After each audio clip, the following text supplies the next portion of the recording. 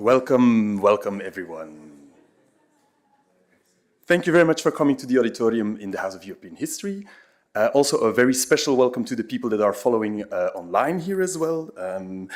For our event today, it's through the lens of the people of the Carnation Revolution, and it was with great pleasure that we could invite Raquel Varela for this event, a social historian specialized in labor history as well. Before we kick off, I would like to introduce you to some housekeeping rules to ensure that everybody has a great experience as well. Meaning that I would love for everyone to switch their phone to silent mode. We tend to forget sometimes as well. Ms. Varela will have the floor for about 30 minutes, but afterwards you are very much invited to ask all your questions that you will have. Also, the people online are able to put their questions in the YouTube space that is arranged for that specifically.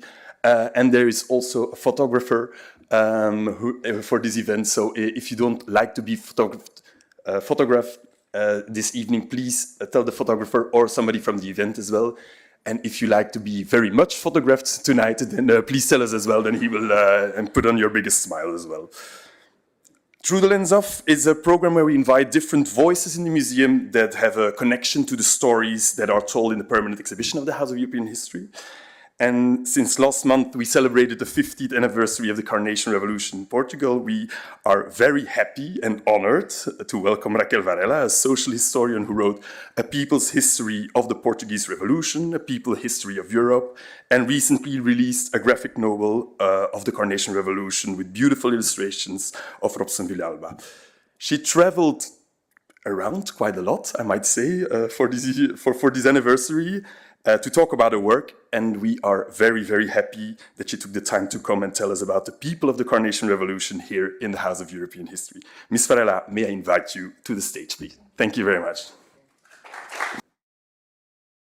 Working? Now it's working? Okay.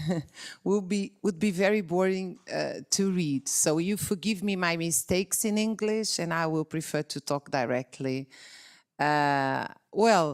The Carnation Revolution started on the 25th of April of 1974, but this day was not the Revolution Day. In fact, was the day of the coup d'etat. This coup d'etat was organized by the armed force movements in a brilliant military operation, almost without people being killed, except by the political police, 4 men that attacked the political police headquarters, and the political police have answered on that day, killing them. In fact, other injured people. But this day was this coup d'etat was brilliant, led by Hotel Saraiva de Carvalho. And this movement, this very odd movement at the time, because it was military doing a coup, and as you can imagine, if you were in 74, in fact, if you were in any time in history, most of the people are correctly frightened when they think about coup d'etat led by the military. Usually there are no good news coming from this type of situations. So even when the coup d'etat took place in Lisbon, for some time I was studying the impact of the Carnation Revolution in the Spanish end of Francoism. And the left in Spanish was in panic when they heard about a coup d'etat, a military coup d'etat in Portugal, because for them military was synonymous of right-wing or fascist groups. In fact, in a majority of the 20th century history, it's very rare that we have such a similar movement that we had in the Portuguese Carnation Revolution. We can find something similar in Peru during Alvarado. So why we had a coup d'etat that defined the end of dictatorship as necessary to end the colonial war, which was the main aim of this coup d'etat, and together with free elections in the democratic representative, which did not take place in Portugal for 48 years. In fact, Portugal never had universal elections until 1974, although the liberals, the bourgeoisie took power in 1820. So the first totally free elections with universal polls took, for the first time in the history of Portugal, they took place after the Carnation Revolution. So to make a short history, what has happened is that Portugal was the empire that used more forced labor and used it until 1974. And these forced labor workers start to revolt in the end of 1960, and they were the social base, the social support of the liberation movements led by Amílcar Cabral in Guinea, PAIGC, and by other groups like MPLA and other ones in Angola and Mozambique. This made possible a guerrilla war with revolutionary standards. Why we say these were not just wars, but revolutionary wars, because these parties, which we call party army, they were supported by the forced labor workers. And the beginning of the Carnation Revolution, in fact, is Africa, namely Angola, when in the end of 1960, the forced labor workers entered in a strike. And the answer, these were cotton labor workers, they were forced labor, they were in Baixa do Cassange in Angola, and there was a strike without ending. I don't know exactly the word in English, but when the workers start a strike and there is no deadline to end the strike except if the demands are accomplished. And the answer to this strike was there was an answer by the Portuguese army. Nobody knows exactly how many workers died, probably 5,000. In reaction to this, there is the massacre of Upa and the uprising in the prisons of Luanda. That is the starting, the political starting of the Colonial War. But the Colonial War is from the point of view of the Portuguese state. If we do people's history, of social history, or history from below, we speak on anti-colonial revolutions. The anti-colonial revolution is the point of view of these workers in Portuguese colonies. But the main center of resistance was Guinea-Bissau, led by Amílcar Cabral. And it is exactly in Guinea where the military progress of the PAIGC, this is the name of the party led by Amílcar Cabral, was so strong that made clear to the captains were the military, petit bourgeois, middle-class officials. There is a very good sociology work on this. All of them came from this, let's say, class sector, and they were responsible by the war in the field. And for them was very clear that was totally impossible to win the war.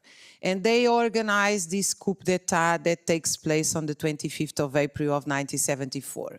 The coup d'etat has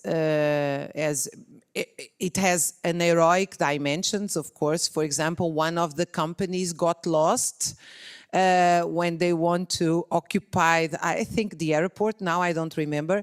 Another company stopped in the red sign, which became very famous. But so it was an extremely successful coup d'etat. There were 200 officials who knew this coup d'etat, and there were no it was so well organized that not even the secret services from any country knew what was going on. So it was there was an incredible comradeship between these soldiers, between these officials, who made it possible to make the coup d'etat in entire secret. So this is totally surprise for the regime. The regime falls apart.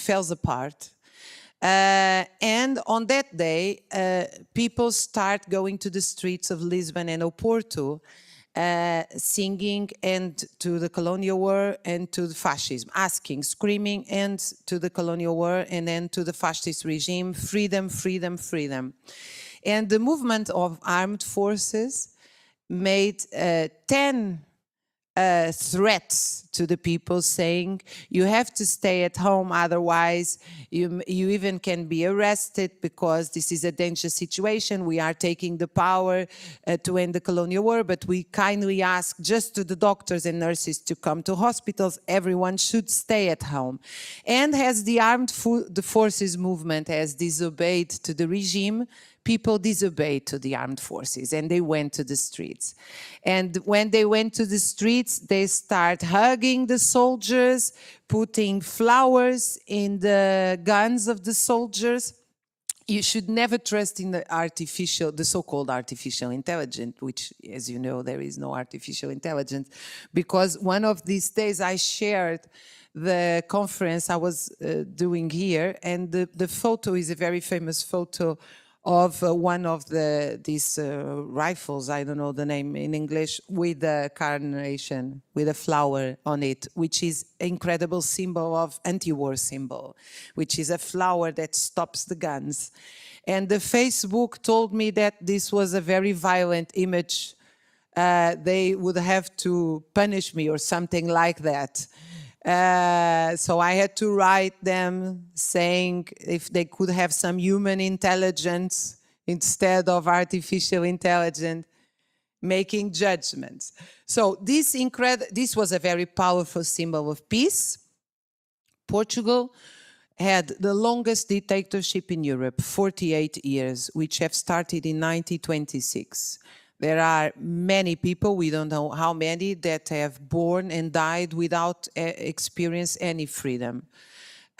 Unions were forbidden, political parties were forbidden, forced labor was used in the colonies, and the political police act directly with torture, with censorship, assuring that the workers could not fight for a better job or could not fight the dictatorship. When the colonial war started in 1961 until 1973, 1,200,000 young men were recruited to the war when they were 18, 19, and 20 years old. Just Israel in the entire world was a more militarized society than the Portuguese society.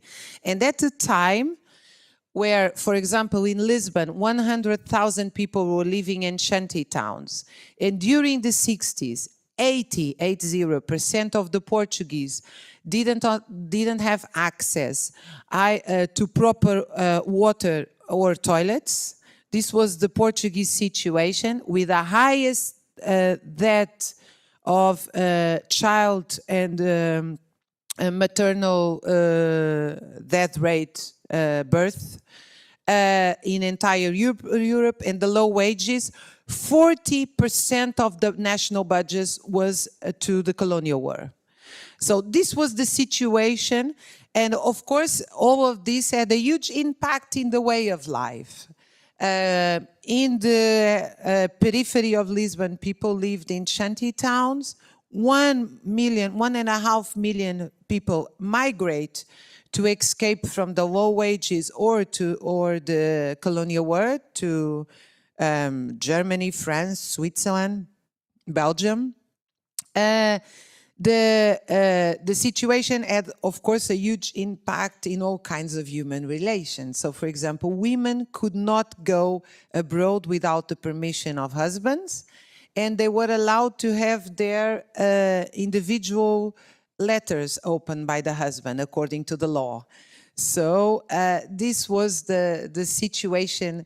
And all this fell apart on the 25th of April. People just went to the streets. They hugged the soldiers. They did coffee to the soldiers, milk, traditional Portuguese soup, caldo verde. I have recorded one of this. I have found one of this in the newspaper. There is a lady doing caldo verde to the soldiers, and this is a typical image. But at the same time, that's what I wanted to reach you with. What has happened was not just a democratic revolution, but a socialist revolution in what would be the real socialism of 19th century, based on extreme equality and direct democracy. On the next days, what has happened is that people went to the workplaces, the doctors went to the hospitals, which the majority were private. There was no such thing as a national health service. There is some situations where people had to sell a piece of land to pay a small surgery. Of course, land was very cheap, but there were no doctors for the majority of the people. So the physicians went to the hospitals, the teachers went to school, the factory workers went to the factory and have built a direct democracy organization. This is the workers' councils or the democratic management at hospitals, where all hierarchies should be elected from a rank and file, from below. And in the big hospitals, there was a democratic management organization composed by physicians, nurses, and technical staff, and they elected all the representatives. The same in schools and the same in factories. After 19 months of the Portuguese Revolution, the hospitals, the private hospitals were nationalized without compensation. Some of the private hospitals were even occupied by the doctors, and was organized a national health service, which by decree is born in 1979, but it was already a reality in 1975. One of the things that the doctors did in the hospitals was in plenariums and assemblies directly elected, they have decided that blood could not be sold. It has to be donated. People had to pay to visit their relatives in hospitals. They said could not, this is forbidden to pay to visit a relative in a hospital. And they have opened emergencies during the night. So there were no emergency in a majority of the places, and this was opened. One of the most beautiful sentences I have of the Carnation Revolution is from a physician who said, at the time people understood they have needs they didn't know they had before. And I think this is a great sentence of the Carnation Revolution. Well, the teachers occupy the schools. They occupied even private schools that have become public schools, and they have decided that children shall not be divided when they are 10 years old until 14, and of 14 years old, all children should have the same quality of education. So there should not be an education for manual workers and for intellectual workers, but the same education until the 9th grade, what would be the 9th grade. This is a proposal that for the first time happened in the socialist movement during the Paris Commune in 1871, and that was built by the teachers in Portugal against this division of manual and intellectual work. The idea was that if you become a manual work, you should learn history and philosophy as well. And if you learn philosophy and of history, you should have notions of manual work. So some notions of manual work were also, and arts, etc., were put it in the curriculum during the Carnation Revolution and in the years that follow. Well, I don't have many time, but maybe I should tell you two stories which I think are particularly beautiful, but just to tell you some important data. After, already in May of 1975, the workers have conquered right to rest on Saturday and Sunday. If they work during the night, this should be an exception. It should be paid 200 until 400% plus. The right to have 1 month of holidays was not in the law, paid holidays. The right to have an extra wage during Christmas. All this was conquered in May, July with a dissemination of strikes that included what it's called in Portuguese saneamento, means that the heads of the companies that have collaborated with the political police were thrown out of the companies. There were, after 19 months, 600 to 1,000 companies occupied direct in self-management by the workers during the Carnation Revolution. There was doctors' service to the periphery. This means that the physicians was sent not just to the shanty towns, but to the villages. There is one of the stories I want to tell you, is when the doctors went to the periphery, there was a lady that goes to this is recorded because the public television was also under workers' control. So there was a direct management of the journalists of the public television, which has one of the greatest archive you can imagine. I was there to write the people's history. I was there for 6 months, and I think I saw 0.1% of what they have, because the journalists went directly to the occupied company. So this is a televised, I don't know the word in English, revolution. It's a revolution that you can see in the television. And she goes to the doctor and sits in front of the doctor, and he asks her, are you in pain? And she says, no, but do you feel, you don't feel okay? Says, no, I'm okay, doctor. So why you are here? Because I never saw a doctor in my life. And I think this is absolute, she's an old lady, very poor, extremely poor. 30% of the population could not read or write in 1974. And there were 1,000 students who went in a voluntary base during the summer just to teach them to write and to read in many self-organized classes. Another nice story I want to tell you is that this is a testimony of a dock worker from Britain that went there as a militant. So there was a huge amount of revolutionary tourism to Portugal in 74, 75. And there is this dock worker, which is a member of a radical left party in England. And is full of incredible stories. One of the most incredible stories that when he arrives in Lisbon, they go to a small tavern in Portugal, and he asked for some food. He couldn't read Portuguese. When I asked him, how was it? Oh, it was terrible. It was an entire fish. Just a Briton can say something, because usually the British just know the fillets, the clean fish. And for the first time he saw an entire fish. He was very afraid, this ugly fish. But the nice story I wanted to tell you about him is that he went to many places, to occupied factories, etc. And in one of the places, he crossed a golf camp, where the Britain, in particularly the British bourgeoisie, likes very much to go and do golf in Portugal because there's sunshine, etc. And there was this huge painting over the golf course. This golf camp, this golf club, is open to everyone except members. This is one of the funny situations.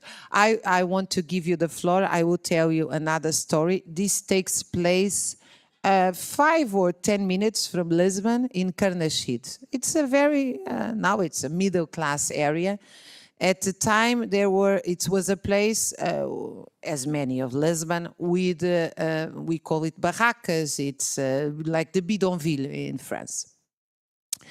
And Victoria, she was a textile worker. When they started the Carnation Revolution, they have built a neighborhoods commission. There were thousands of neighborhoods commissions around the country that have occupied empty houses to do kindergartens, to do a medical center, to do theater, because the revolution was not just about eating or going to the doctor, but about the possibility of dreaming. So there were many theaters, music centers, etc., self-organized by this direct democracy, this Neighbourhoods Commission. And she was a member of this Neighbourhoods Commission. She was 14 years at the time. She was already a textile worker. And she remembers two stories. One of them, and I have made interview to other people that were connected with this. There was this school in Carnation where the children would go until they were 4 years, until they were 10 years old. If they wanted to study until they were 12, which was the maximum you could study if you were a member of the working class, they had to cross a highway, which is now a highway A5 to Linda a Velha, which is another neighborhood. And some children were killed in the highway going to school. And when they started the Carnation Revolution, they went to the municipality and said, we want a new school immediately. This was in July of 1974. And the mayor, which was ad hoc administrative commission, because the mayors connected with the dictatorship, they were all purged and they were taken away of the power. But the mayor said, oh, there is some organization, some principle, we cannot do it immediately. So they went back to the village. They went to the mayor and said, we want the products to build the school immediately. And they went there in a demonstration. So the mayor had to give them the sand and or the machine to do the walls, to do this, how do you say, cimento? I cannot. Cement? Thank you. The cement.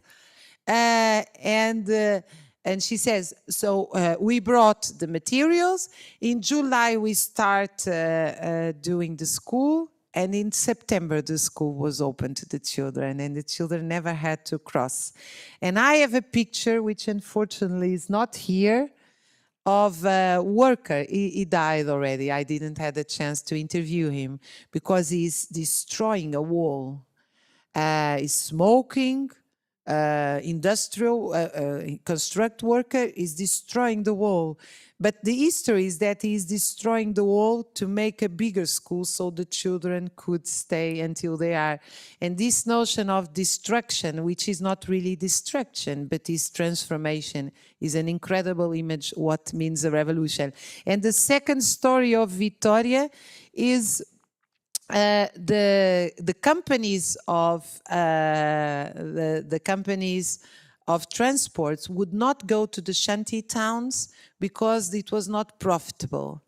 And one of the things that has happened done by this Neighbourhoods Commission was that they, together with the solidarity of the drivers of the transport companies, carris, they have built during the night in many places in Lisbon the stops of the bus, the new stops. So they use little pieces of wood and say the bus has to stop in the school, the bus has to stop here, has to stop there.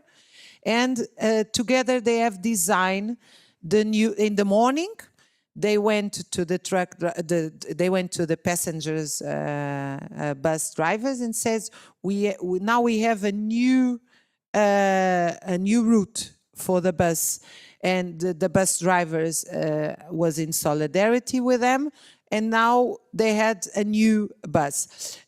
This route is still working in Lisbon, in Carnation, and it was done directly by the people. I think these stories tell something which probably nowadays is the most subversive memory for nowadays, which is when we are facing a huge decay and tensions in the representative democracy. They show us how common people, when they built direct democratic instruments in their neighborhoods, in their schools, in their workplaces, can really change the world. So I think one of the things we should do when we study people's history and when we think of the Carnation Revolution is not just thinking about what has happened in Soviet Union after Stalin went to power and the dream of the Russian Revolution fell apart, or what has happened in Cambodia, but thinking about what has happened in Paris during the Paris Commune in 3 months, and also what has happened in Portugal during 19 months. How the 3 million people among 10 million were involved in this direct democracy process. And maybe we should ask them, which is, of course, ask history, how was it? How was to deal with huge, enormous problems by mobilizing cooperation and solidarity? Thank you very much for your patience. Thank you.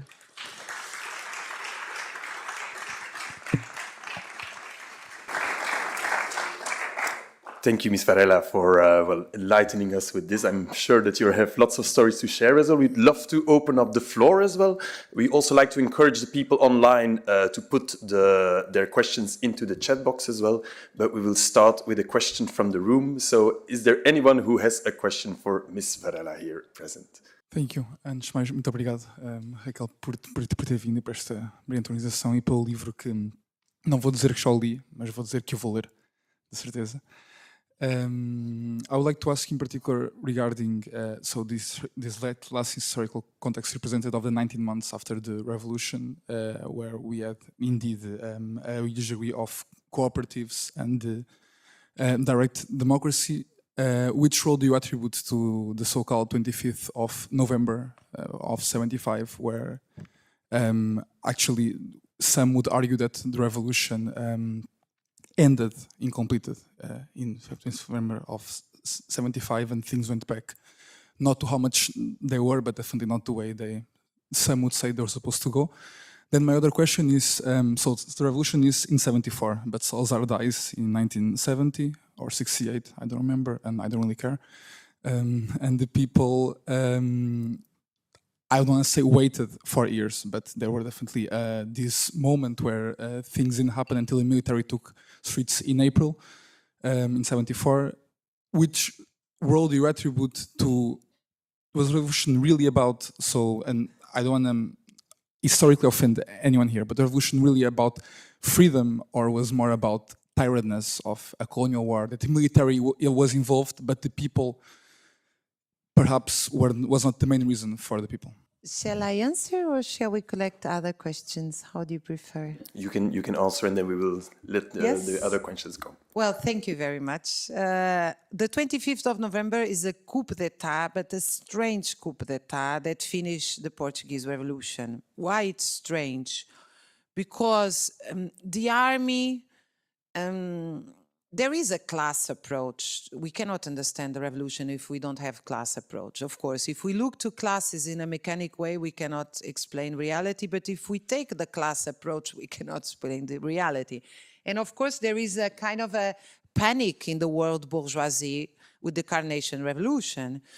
I quote in my books a sentence of the president of US, Gerald Ford, saying, you have to stop the revolution in Portugal, otherwise we will have a red Mediterranean in Spain, in Greece, in Italy, in France.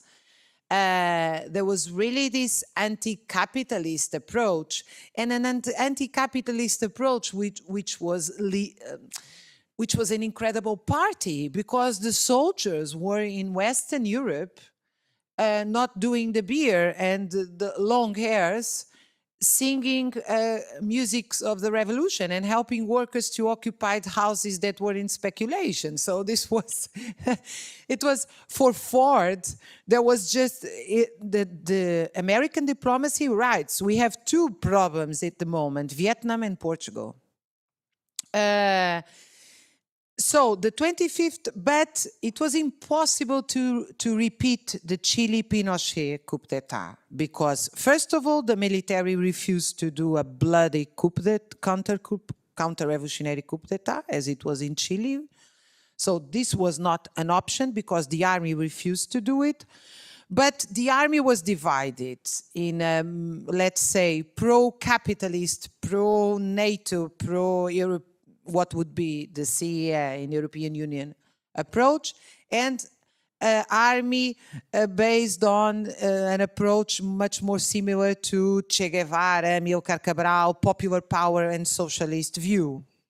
And these tensions were in the 25th of November. So the solution was to do a coup d'etat, which is a right-wing coup d'etat led by the social democracy, but that protected the Communist Party. Nobody was persecuted. The revolutionary officials were arrested, more than 100, including Otelo, for 3 months. The soldiers of the revolutionary units were sent home, so they were sent out of the army, the revolutionary units of the army, and there was a kind of a social pact, very similar to what has happened in France and in England in 1947, a kind of a capital and labor pact, a kind of you don't struggle for power, the workers, and we give you welfare state and regulated jobs. So it's a kind of a regulated capitalism pact. This is what really happens on the 25th of November. And now we have enough data to know that this is clear. And of course, after that starts the decay of the revolutionary process, because it's a counter-revolutionary process. But that gives birth to a bourgeoisie liberal democracy, a regulated capitalism, but ends the popular democracy time. Yes, definitely. The second question was about, oh yes, very interesting question. A revolutionary process, as all in history, is extremely dynamic and not teleological process. For example, a very nice story of the Carnation Revolution I love to tell is on, there is this occupied company where women work in textile industry called Atelier Candidinha. And the women could not sleep alone in Portugal, or should not. Then, of course, there was this revolutionary Marxist, Simone Beauvoir, who went to Portugal, of course. So there was a questioning of this, especially after the May of '68. But most of the workers, women, they didn't feel comfortable to sleep alone out of home, except if you were married with the permission either of the husband or of the father. So, in a very Freudian way, they couldn't kill the father, not the father, the priest. Portugal was an extremely Catholic country, and the Catholicism was attached to the dictatorship. In fact, Portugal never had a fascist party as Germany or Italy, because the Catholic Church played the role of a fascist party with capillarity along the country. And this woman they go to occupy the factory, Atelier Candidinha, and they cannot leave the pickets during the night because then the owners wanted to go there to take the machines out. And then she says to the television, to the occupied television, says, my parents are very upset because I sleep here during the night. But I cannot leave my colleagues alone during the night, otherwise we will be without machines. And this is how we speak on the notion of totality in a revolution. Because she went there to keep their job, but she's also breaking the oppression of women at the same time, because in the same moment she's saying no to their parents or to their husband. So it's an entire movement. At the beginning, was not a revolution, was a coup d'etat to finish the war. But when people came to the streets saying end to the colonial war, in the 1st of May, there were 2 million people in the streets of Portugal. It was the first totally free 1st of May in the history of Portugal, although there were other moments where the 1st of May was celebrated in the end of the 19th century by the anarcho-syndicalist movement in a non-repressive, they were not repressed, but there was never really freedom until that moment. So 2 million people went to the streets. And when they went to the streets, they were not just asking the end of the colonial war, they're asking who I am, I'm working, why I'm working 6 days a week, why I don't have weekends? And when they are questioning workers' condition, they also questioning living condition. There is another moment. This one is in Sergio Treffaut movie. The movie, it's called Another Country. Very nice movie because many directors went to Portugal to film the revolution. Famous directors. You have online, for example, scenes from the class struggle of Robert Kramer, which was an American director, and other of them. And in one of these movies, there is a lady in a shanty town, almost without tooth, so extremely poor, without being able to speak Portuguese, reading, or she spoke Portuguese, but you see that is extremely popular and educated Portuguese. And she faces the cameras and says, "We are not going to live in a shanty town anymore. I want a room." My husband, but she says this in a very strange Portuguese, which is even, I will translate it in English, but in English is not interesting, but the sense it is. She says, "My husband wants to have sex and our kids are in the same room. This is no life. We want to have a proper room." But in Portuguese, I will say it now in Portuguese. She says, homem a querer fazer as suas necessidades e a não poder. Uma mulher a querer fazer as suas necessidades. It's like a man wants to do his necessities and cannot. It's the way. But what she's saying, she's saying, look, we are not animals. We need the right to love and sex and have a relation is a human right. We need a proper place to live, which, by the way, in 2024, for the majority of the Portuguese, became a kind of a revolutionary demand as well. We need a proper place to live, which is something that the majority of the Portuguese cannot afford now because of the speculation of the properties that we have nowadays. So I think revolution is, in a dialectical way, it's all this in a dynamic way.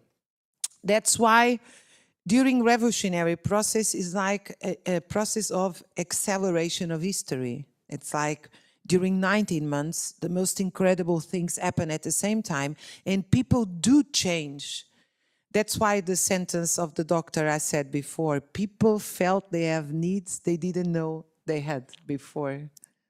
Yeah, I don't know if I have answered properly. Thank you. Are there any other questions here in the room?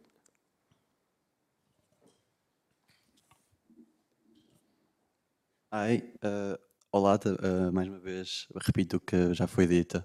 Obrigado pela palestra. Obrigada. Muito informativa, estou muito entusiasmado por estar aqui também. Tenho o seu livro aqui, já o comecei a ler, mas infelizmente ainda não acabei, mas vai ter de ser, ainda mais agora. So, I'm currently studying in Brussels, and my thesis is on the Portuguese Revolution. And my question draws on the first question asked before.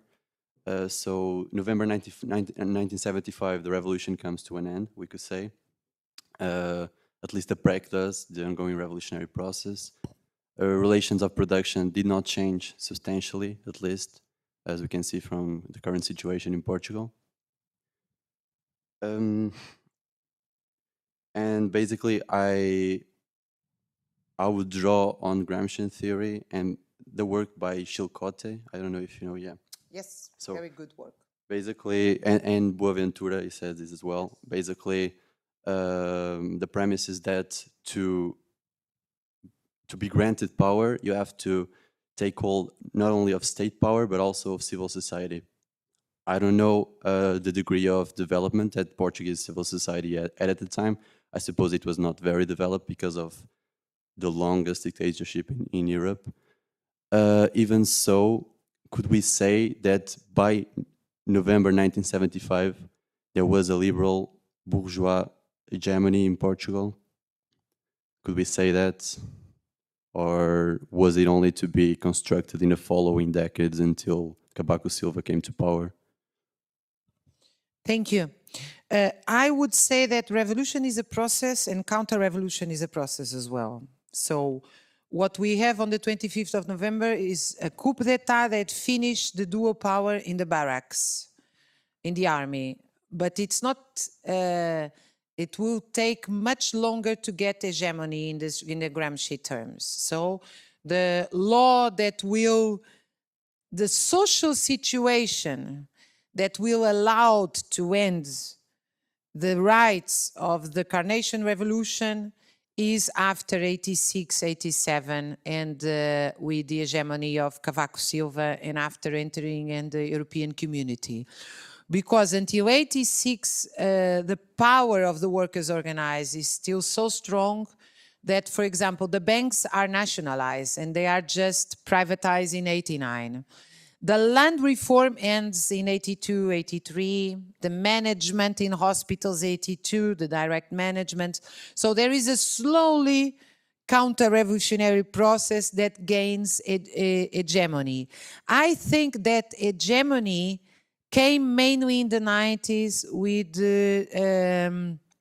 a transference with we make a detailed discussion on this on our recent book I wrote with Roberto Della Santa, which is The People's History of Portugal, although in Portuguese is Breve História de Portugal, which was launched in November. We have a full chapter just on this, how the situation has changed.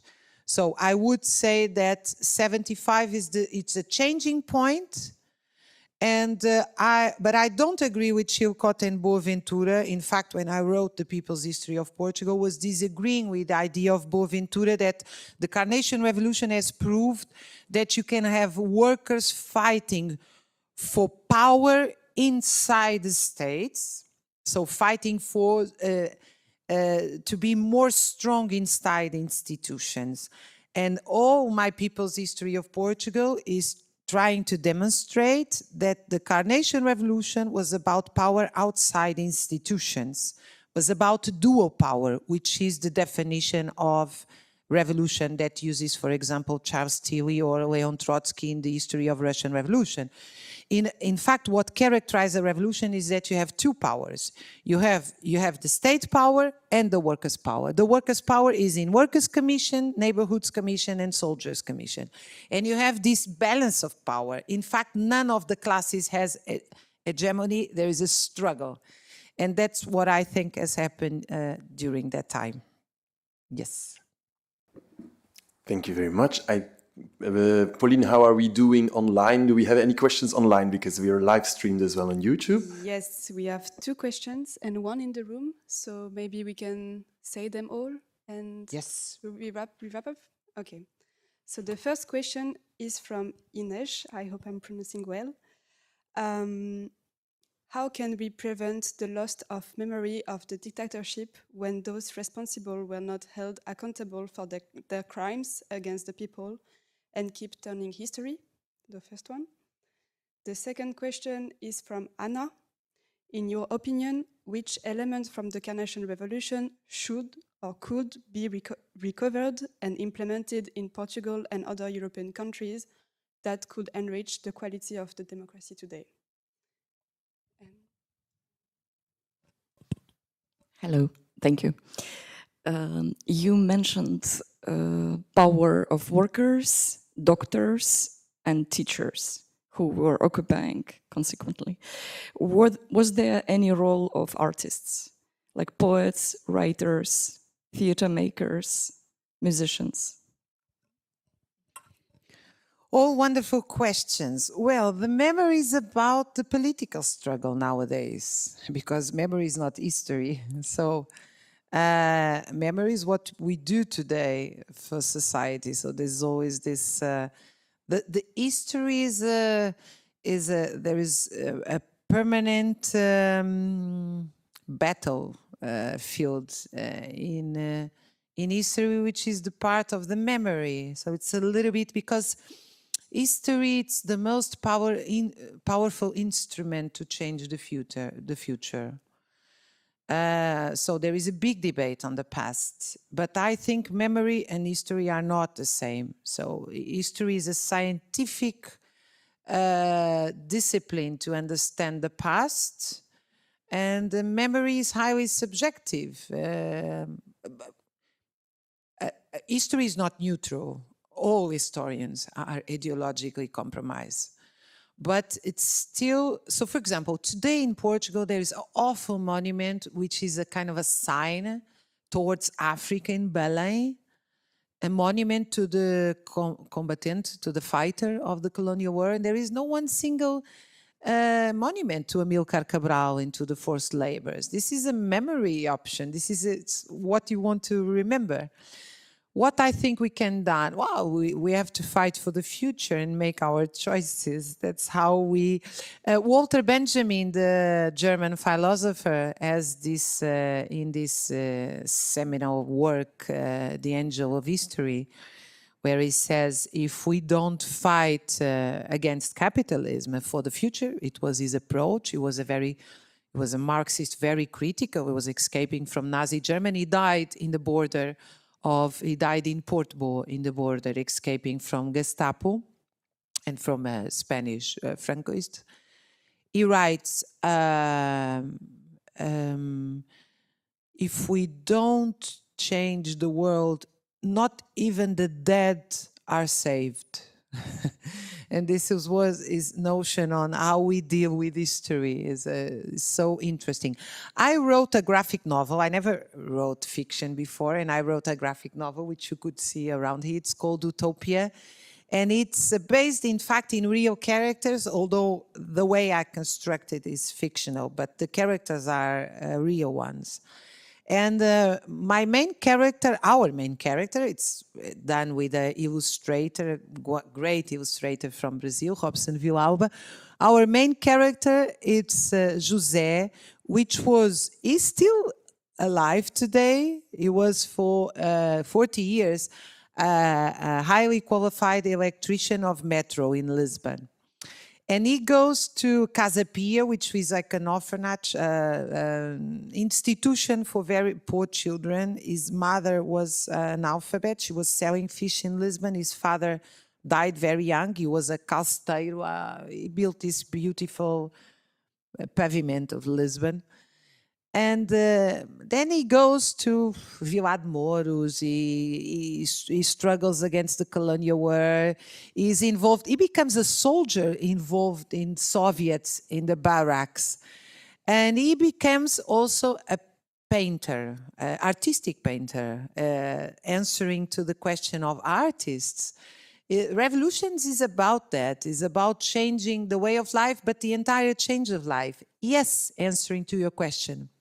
There are huge artistic movements, new theatres, common people doing theatres, an incredible movement in music that comes from protest songs already in the 60s, but also a notion that art should be done by common people, not just art should be consumed to show to people. This is a key change. Zeca Afonso, which is the most famous singer of the revolution, around the 80s, he was very sad because the revolution has finished, but he was still maybe late 70s because then he was very ill. He says, when he's asked, do you like to sing to so many people? He says, I like very much to sing to so many people, but during the revolution was better because I was singing with people. I was not just singing to people. So there are artist movements, there are theater movements, there are ballet dancers that go to the factory to do a ballet show, a real ballet show. Not it's a kind of that art is part of life. That art is not something you do when you are on Saturday night. Is something that is part of daily life, and that all people. So there were shanty towns with theatres. They occupy a house to do a theatre. I had a student who did the postdoc with me, or PhD, part of the PhD is from Brazil, doing exactly the theatre movement in Portugal during the Carnation Revolution. And there is a huge artistic movement on murals, like in the Mexican Revolution. Unfortunately, most of them were destroyed. There is also incredible artists like João Abel Manta. If you go to Portugal in the next months, please go to see his exhibition in Algés. It's absolutely marvelous. So yes, and there is also in the cinema, there is a huge cinema movement done in cooperative, and there was no individual author or royalties or copyrights. They do it. It was the Sine Kipa who has done this movement. What the best thing we learned from the Carnation Revolution is that real democracy comes from workplaces and from neighborhood places. If we want to live in a democracy, we have to listen to people. In fact, I find today extremely incredible and odd how people believe, or some people believe, that if you have an MBA in health management, you will have a great hospital working. I cannot understand how you have a hospital working without the commitment of the physician and the nurses in managing the hospital and taking the decisions and taking the responsibilities. The same with teachers. If teachers do not debate the curriculum, the sense of school, to whom do we teach, and the same with workers in factories. The idea that people are appendices of machines and they just have to do what they are told to do. This leads to alienation and to lack of compromise and to something that we know every day in our daily lives, which is the burnout, the exhaustion, the demotivation. So the best thing we can learn from the Portuguese Revolution is that it is possible to live with another type of democracy that puts together manual intellectual work and is in a very Gramscian terms, we have to do what we think and think what we do.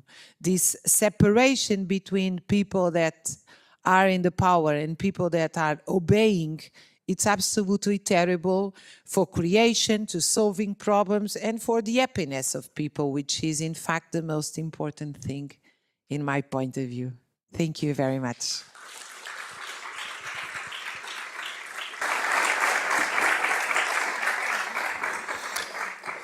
So, we're coming to the end of our program today. For us, there's only certain people to thank as well. I'd like to thank my colleagues as well for setting this all up. I'd like to thank the audience who's here tonight and online with us for coming to our events, and you make our programs come to life, and that's great for us to having you. And for once more, I'd like to thank Ms. Varela for coming here tonight and telling the people's history of the Carnation Revolution. Thank you very much. Thank you all. Thank you.